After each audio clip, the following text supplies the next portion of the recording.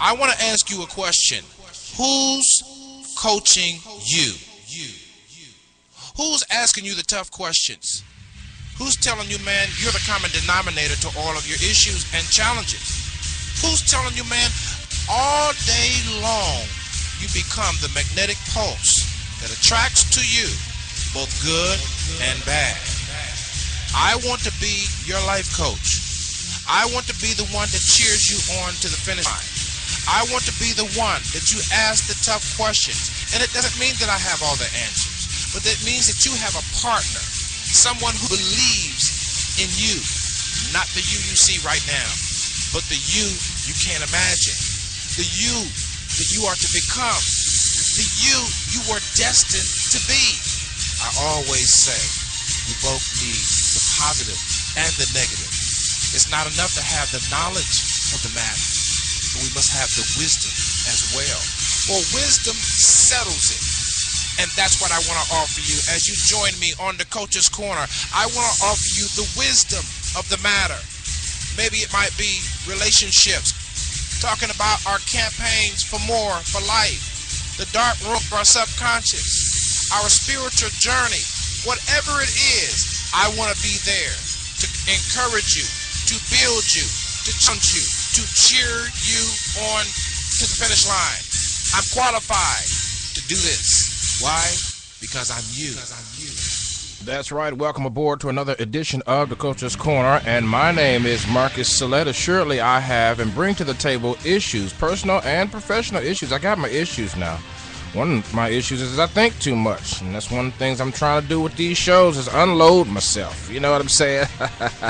But how are you, man? How are you today, this evening, this afternoon, this morning, whenever you may be listening right here on SIBN Radio? I want to thank you in advance for following me, for talking back, to sending emails, for tapping into our resources and asking us questions. Whatever it is, however and whatever you have done to connect with us, I want to thank you now and also want to thank you in advance. And today, we want to talk about how we as parents can begin to turn our boys to men so they can be great citizens of the country by which they dwell and not inmates of a prison cell.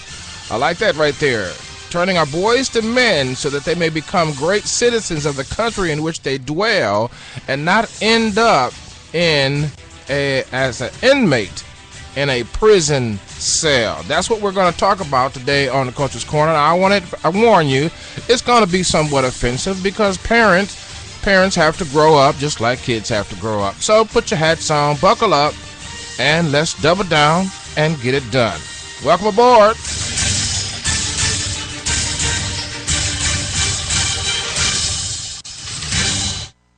Well, welcome aboard again, and we thank you in advance for all that you have done to connect with us. We trust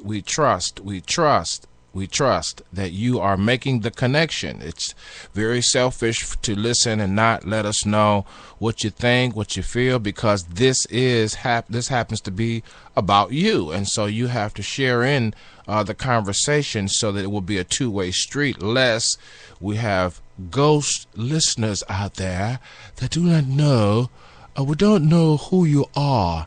But anyway, but we want to talk about today being parents where we raise our boys to men to be great citizens and not raise them to be inmates, citizens in which they dwell well in the country that they live, and inmates mean they don't dwell well in a jail cell. I felt that right there. And one of the things that we have to understand, I wanted to give you a project for whatever ages your children are. I wanted to give you a project, something real simple to do as a parent that would help you immensely that you probably have not thought about. And if you have thought about that, that means you were early childhood major or somewhere, some kind of education major or something like that in college. But what I wanted you to do is I wanted you to Google the ages of your children, whether it be boys or girls. Google the ages of your children to find out the appropriate best practices for that age group. So if you got a child that's 2 years old, a child that's 7 years old, a child that's 12 years old, and you have 3 different ages spanning across, then what you do is Google those ages. And then if you have a printer there in your little office at home, or if you can print it off at work, or if you can, save it to a flash drive and print that out. And then what you do is you go home and you take some downtime. You can't get off schedule per se with that age group, of course, but take some downtime, maybe when their kids are in the bed or in between commercials while you're watching your favorite show, and look at the bullet points on the sheets from the best or appropriate practices or developmental points of growth for those age groups. So you're not going to just look for best practices, but you're going to look for the developmental incremental steps along the way. In other words, how does 2-year-olds maturate in their process, and how does 7-year-old boys versus girls, or girls versus boys. So when you look it up, you want to look it up with the age and gender of your child. So if you have 3 children, you have 2 males and 1 female, that's a lot to manage. So you want to know exactly, first of all, perhaps what is the appropriate developmental track for these different age groups as well as these different genders. All right, that is your homework. If you do that, I guarantee you will come into some knowledge that would really help you, and you can say, okay, oh yes, okay, I know that they love to whine at this age, and they do. There's ages where they whine, there's ages where they sleep more, times when they sleep more, there's times when they eat more, and there's times when they don't eat. There's there's all kinds of developmental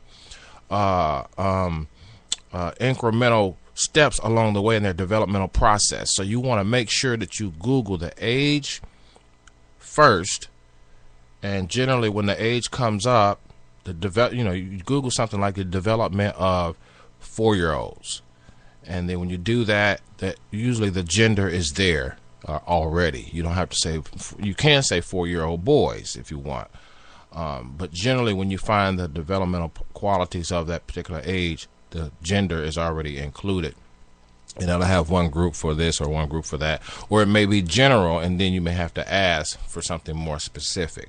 All right, so that is something that you can do. But the second thing that we want to talk about, that's your homework. That's what's going to help you maturate toward a great developmental awareness as the children continue to grow, and they will grow, and they grow fast, as you already know. But the second thing is, we got to understand that there are certain poisons for boys. There are certain poisons for boys. Assuredly so, there are certain poisons for boys. And this is going to be a bit difficult to swallow. But if you're going to bring boys to men, to citizens, to become citizens in the countries that they dwell, the cities that they dwell, and not become inmates and dwell in a cell, you're going to have to stop poisoning the pool. And I know you don't mean to poison the pool. I know you didn't. I know you got 2 jobs and you got to go out and you got your girlfriends, but I'm just telling you right now, we're poisoning the pool.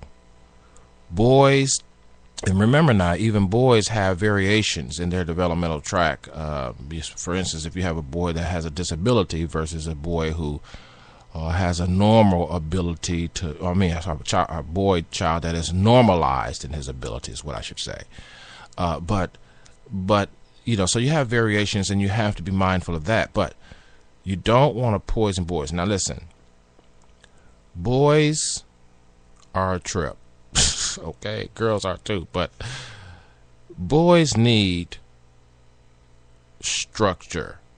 By the time a boy is 7 years old, he needs structure. I was talking to a great author. His father used to play with the Globetrotters. The author's name is Keenan Lake. We're putting together some stuff for him on the network now. But he and I were talking about the statistics for single parent homes in America, both white, black, Hispanic, the whole nine. But at the end of the matter, we concluded that 60% of African American homes have single mothers. And I want to warn us as parents that it's rare that we even get it to come out right when we do what we're supposed to do. In other words, it's hard enough if you're doing things right. Now, if you're doing things in the booth in the back, in the dark, sneaking and ducking and hiding, shucking and jiving, as they say, then you know you are poisoning the pool for your boys. Now, we could talk about girls another time, but we're talking about boys right now. The reason why we're talking about boys, particularly whether it be white, black, or otherwise, is because the system in America, particularly in the Western culture, is not supportive of the maturation. This is just my view. The maturation of a balanced boy. Now, if that boy's playing baseball, basketball, football, then he is able to.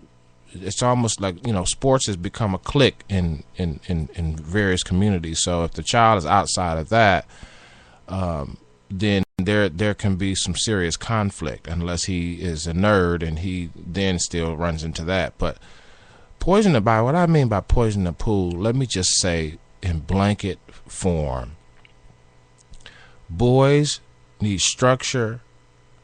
Bonding, of course, comes before structure, in case you didn't know. Bonding comes before structure. Bonding comes before structure.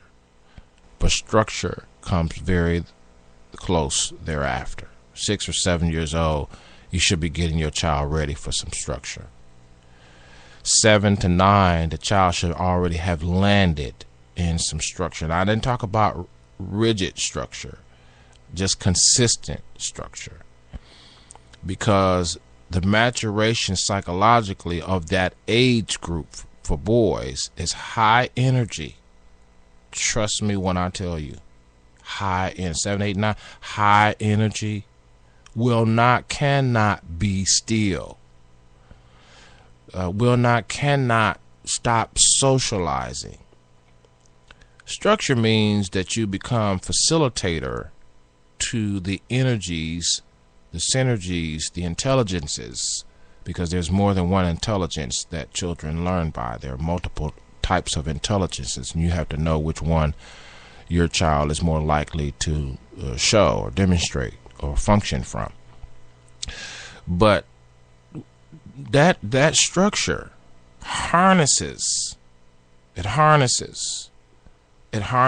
guides the energy, it guides the momentous build up. Because boys, if we were to talk about the biological aspect of a boy, being his physical makeup and his sexual organs and all that, we know that boys release. So obviously the release comes from a build up. It is not mandatory to a certain age, to puberty actually, that release is mandatory because of the maturation process. But my point is that if there is no structure for the psychological maturation of the child, if there is no structure, and when I say structure, I mean structure with honor and respect. Now, there's a lot of kids that have structure, but they have no honor and no respect. That's just as bad. In other words, there are other people that can afford to put their kids in this, that, and the other, and get their kids involved, and they, take them over to. They have contact with other men, but they have no honor and respect. And the core of a man, core of a man's man, is not work. Most people think it's that. It's not. It's not. It's a lot of men out of work. So what are we going to say? They're not men? No, the core of a man is honor and respect. If you want to see a man crumble, take away his honor and take away his dignity and his respect, not his job. I mean, that's second in. That's second in there. Achievement based. We're achievement based men. Men are achievement based. Women are relational based. I've talked about that before. But as it regards to our children, that energy is high between. I want to say 6, but it can start as early as 6, but definitely 7, 8, 9. The energy is absolutely unbelievable. And to make a child do something that when developmentally he is not able or ready to do it, would be a bit much for the child and become somewhat overbearing, and we then get into another type of poison where we break the spirit of the child. We break the spirit of the child. That's a whole nother topic right there. Breaking the spirit of a child is constantly in a dogmatic way insisting on a way that is not on the developmental track of the child's natural maturation. You know, you're going to have to listen to this again. You can't listen to me one time and then expect to get it. Listen again and take notes, download, listen again, listen intentionally and unintentionally. But we're poisoning the pool, man, for real, because the system is caught. If you're not in those niches that I spoke of, sports or some kind of nerdy class or something like that, acting, you know, the arts would be another niche, you know. They're not involved in that in a rigorous way. That energy, that intelligence distribution of thoughts and conclusions and all of that, it's going to go somewhere.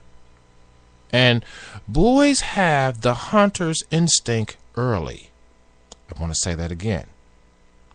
Boys have the hunter's instinct very early. They don't. This is not a conversation that you would have with boys, but this is a conversation after you work with boys in any systematic way, whether it be juvenile court, whether it be aftercare programs, intervention, prevention, mandatory court, child residence programs, and beyond.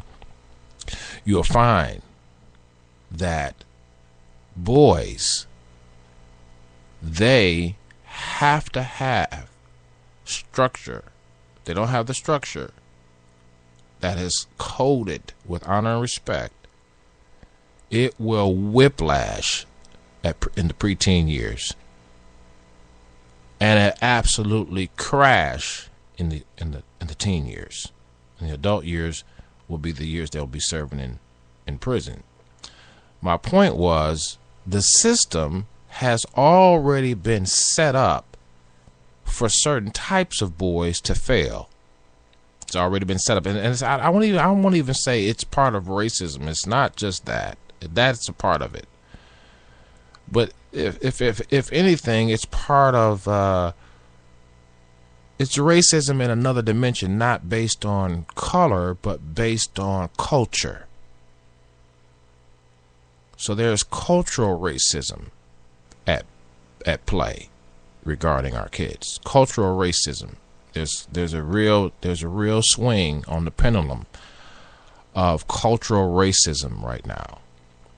You know, for an example, I just want to divert to show you what I mean.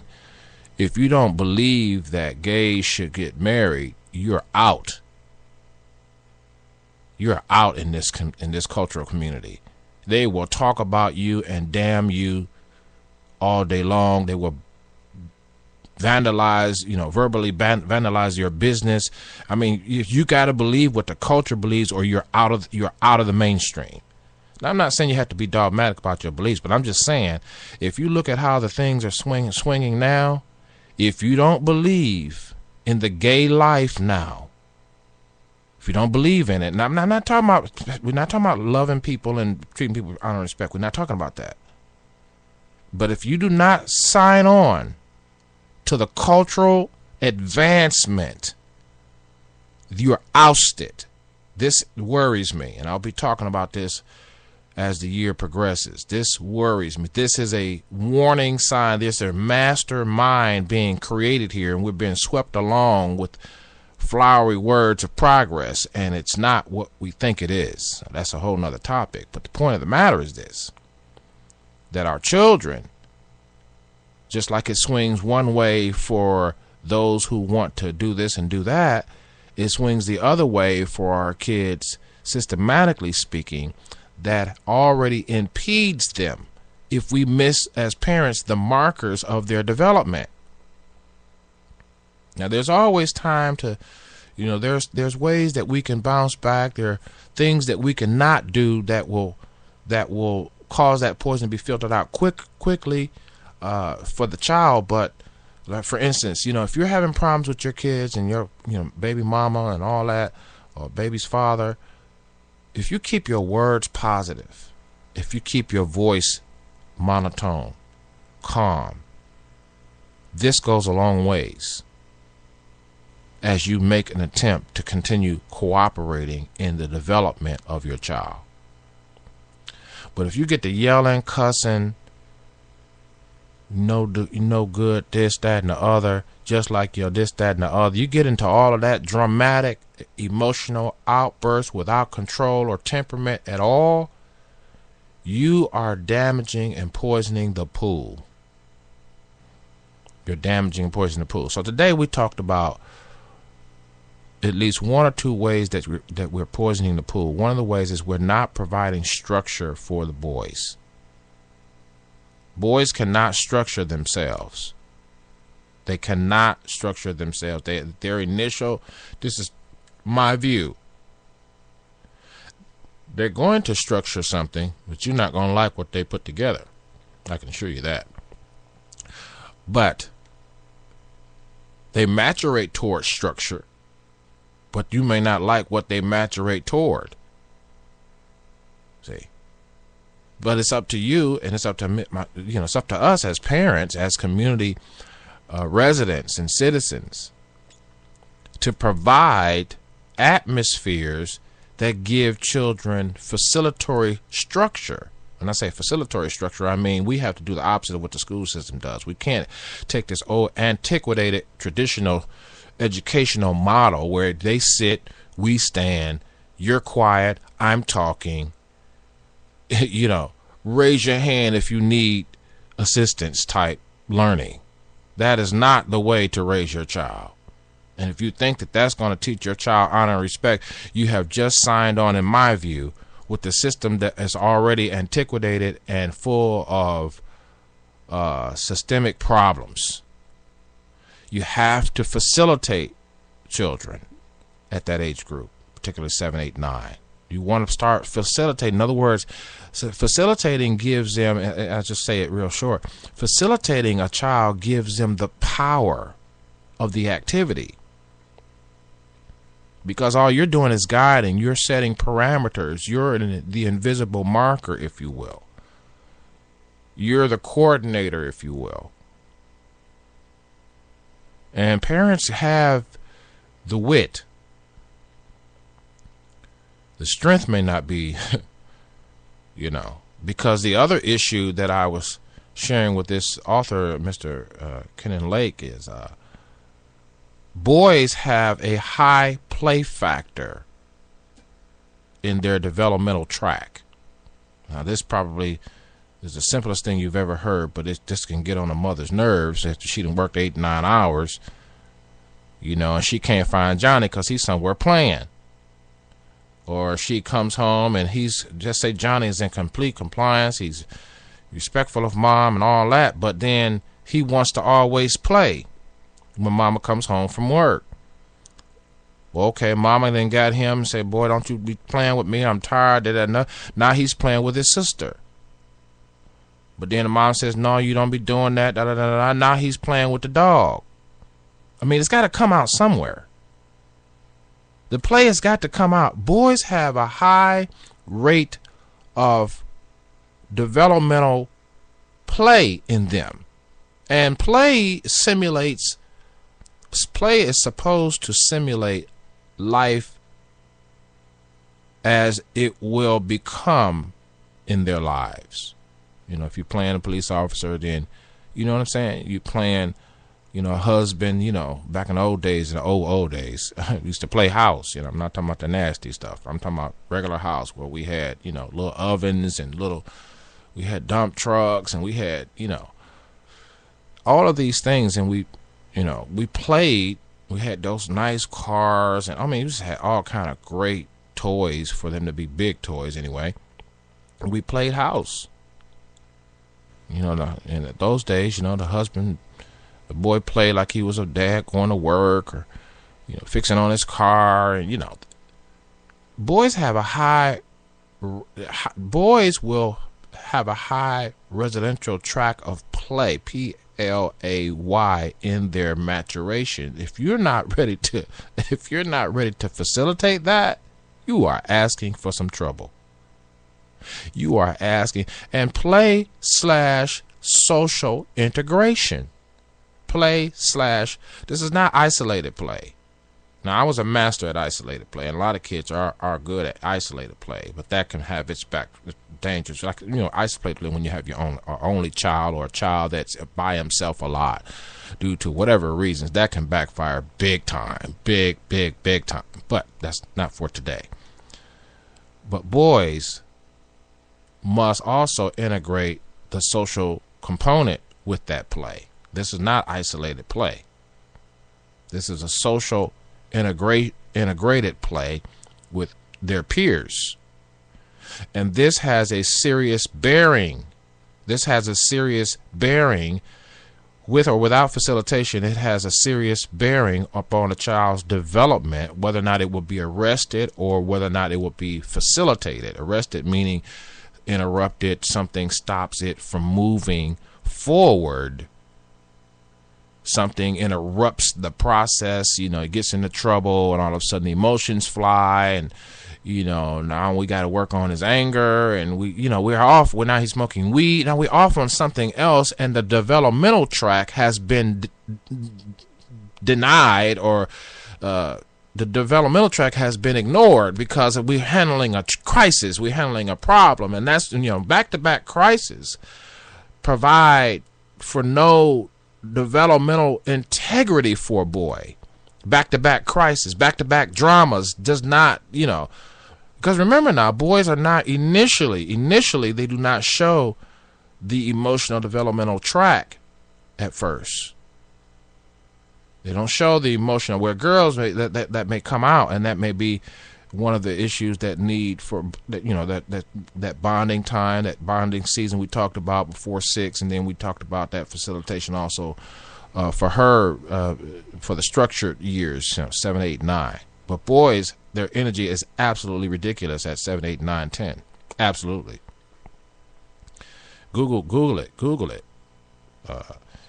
and print it out, and put it before you, and then you got the preteen years, where the energy fluctuates. It's up one day, and that's one of the reasons why the mood swings. Because one of the things that I want to say this, and I'm getting ready to get out of here. One of the things about the boys as we develop them to men, and I might talk about this more on the next session. But one of the things that we have to realize is that as we develop boys to men, we know that in the preteen years, I call it a social psychological storm that will occur between a child that is ages 12 and 14 or 15 years old.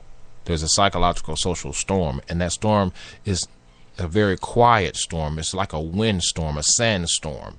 It can cause grave destruction if the parent is not aware, if the child even is not aware of what goes on during that season in life.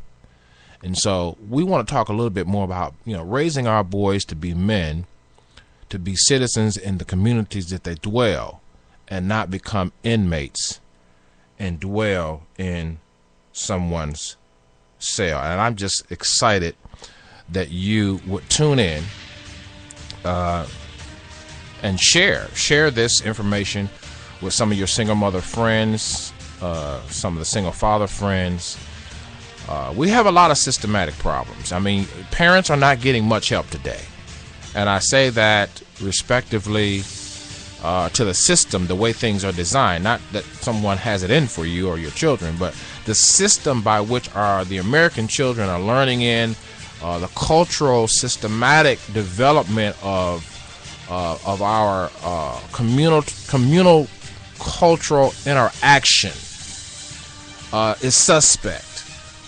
And the mastermind of the culture is very dangerous right now. We're going to have to talk about that. But anyway, thanks so much for joining me. I'll see you next time. Whatever you do, take care of yourself. Mr. Coach.